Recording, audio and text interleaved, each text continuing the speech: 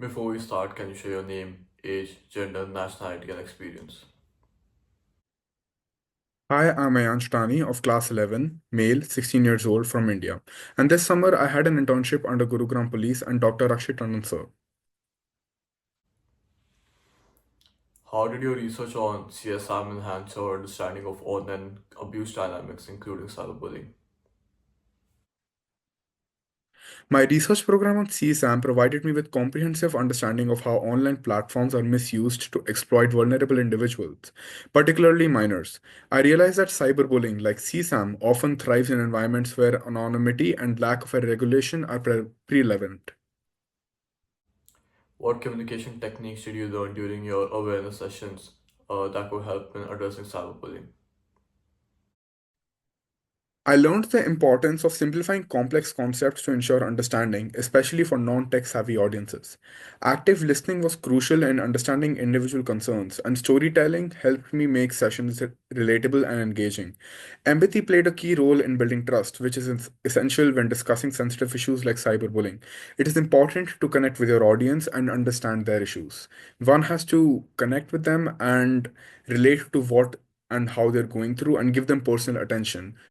What role do digital platforms like YouTube play in spreading awareness and combating cyberbullying effectively? Digital platforms like YouTube are vital for reaching broad and diverse audience. YouTube, Instagram, Facebook, etc.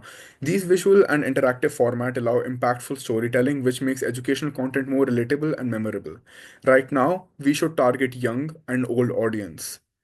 Our young audience is our next generation and we must teach them the right things. And we must educate our elderly citizens uh, to give them awareness about the upcoming dangers of cyberbullying. From your internship experience, what steps can individuals take to identify and report cases of cyberbullying? One should look for patterns of repeated harassment, such as hurtful comments or messages, and document these incidents with screenshots or logs. Reporting them to platforms is the first step, followed by informing local authorities if the behavior escalates. One should contact the cyber helpline number 1930 or report such cyberbullying incidents on the official government website. How do you think the skills you developed during your internship, such as creating awareness content, can be applied to tackling cyberbullying?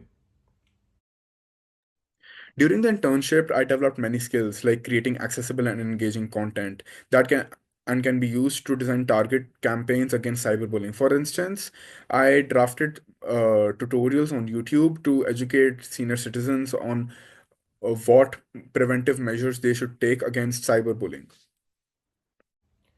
How do you believe the Gurgaon Cyber Police addresses the psychological and social impacts of cyberbullying on victims? The Cyber Police conducts outreach programs to educate communities about long-term effects of cyberbullying and build support networks to help victims regain confidence and feel secure online. They create digital content on importance of cybersecurity and promote their cyber helpline number 1930. What challenges did you observe in spreading awareness about online threats, and how can these be overcome in campaigns against cyberbullying? One challenge that I observed during the entire internship was overcoming language barriers and technical unfamiliarity, especially among elderly and underprivileged groups. To overcome this, campaigns should use local languages, simple visuals, and interactive demonstrations. Sometimes people also require personal attention, so it is encouraged to keep these awareness sessions in smaller groups. What advice would you give to young adults specifically about handling cyberbullying on social media? Young adults should prioritize mental health by avoiding direct confrontation with bullies and seeking support from trusted adults or peers. They should utilize platform features like blocking and reporting and document incidents for evidence. How does the knowledge you gained about cybercrime laws during your internship help in addressing and resolving cyberbullying cases? Understanding cybercrime laws helped me recognize the legal avenues available to combat cyberbullying.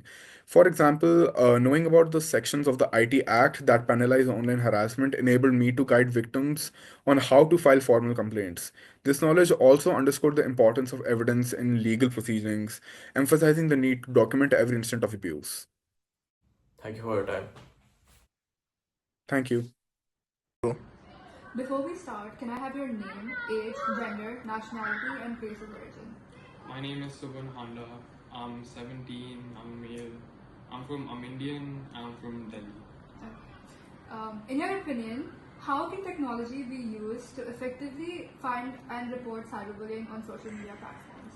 So basically, every popular social media platform now has options to report comments, messages, anything. So I think that could be easily done. And if it's really serious, even the government, the cyber police, cyber cell, you can report it to them as well.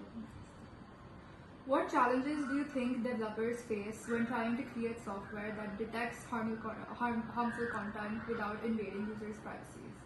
So that is a big problem because they obviously need to store the messages sent if they want to review them. If a message gets reported, the developers, they can have machine learning models which flag messages, but it might not be fully accurate. They still need someone to review the messages, which does compromise on the privacy of the users if other people are reading their private messages. So that is an issue.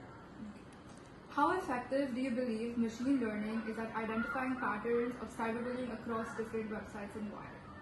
So so machine learning is gonna prove to be very successful. Like it's already had a massive growth over the past few years, and just because machine learning is really good at identifying patterns, and most of the cyberbullying you see online is very repetitive. So I don't think it would be a big problem, a big obstacle to identify it.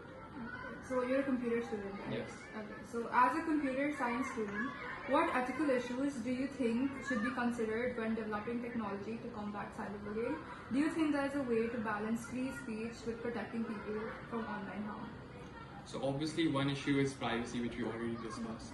And which privacy is a really important thing, but it's also important to regulate what people say and make the internet a safe space for younger people, every demographic. And free speech is also another thing which should be allowed, but so it is a big problem for the companies and all to really decide on where they draw the line, like what is free speech, what isn't free speech. So yeah, that is. Thank you so much for your time.